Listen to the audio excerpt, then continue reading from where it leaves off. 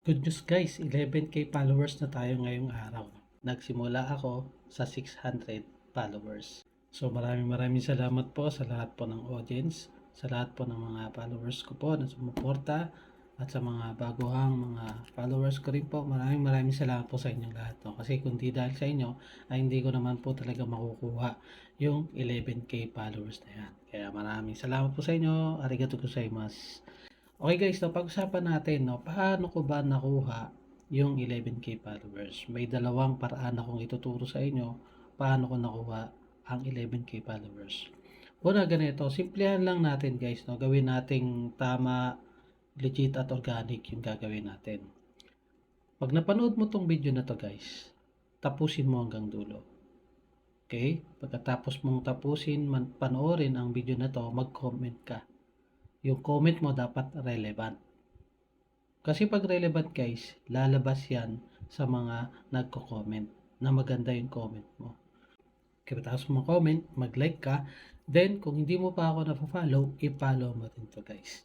So, ginagawa din ito guys sa ibang platform. No? So, effective talaga siya. So, ganun lang ang gagawin natin guys. So, yun yung paraan o mabilis nating maparami ang ating followers. So, organic way yun guys, no? Kasi pinanood mo yung video, tinapos mo, nag-like ka, nag-comment ka ng tama, then nag-follow ka rin ng tama.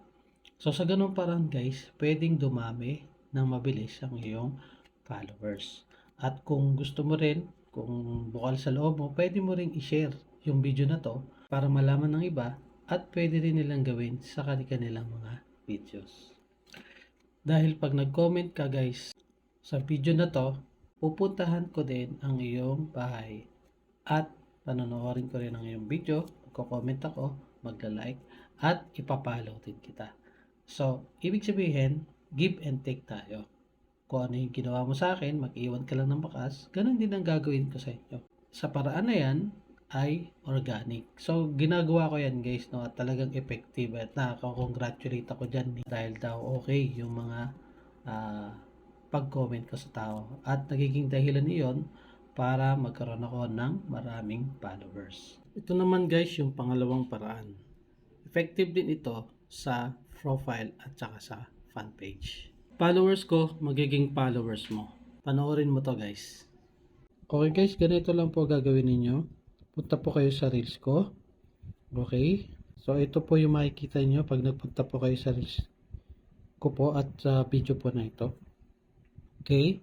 Panoorin po muna ninyo yung video na ito bago po kayo gumawa ng reaction. Pagkatapos po ninyo panoorin yung video na to, i-like po ninyo yung like po na yan.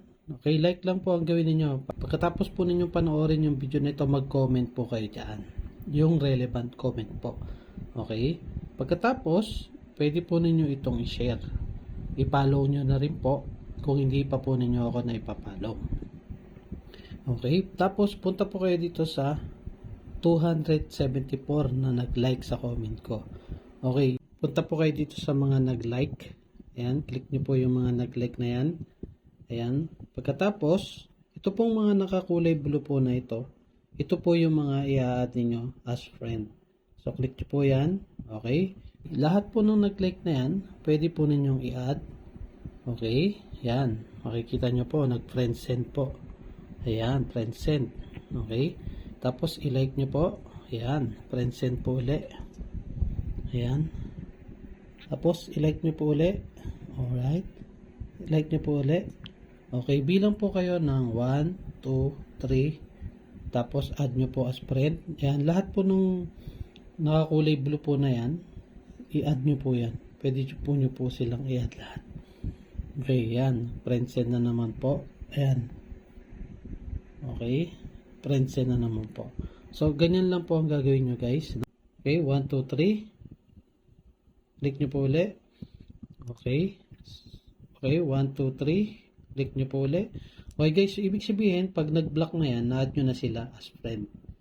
So, kailangan po, dahan-dahan lang po yung pag-add as friend. Kasi po, baka po tayo masita ni Lolo Meds.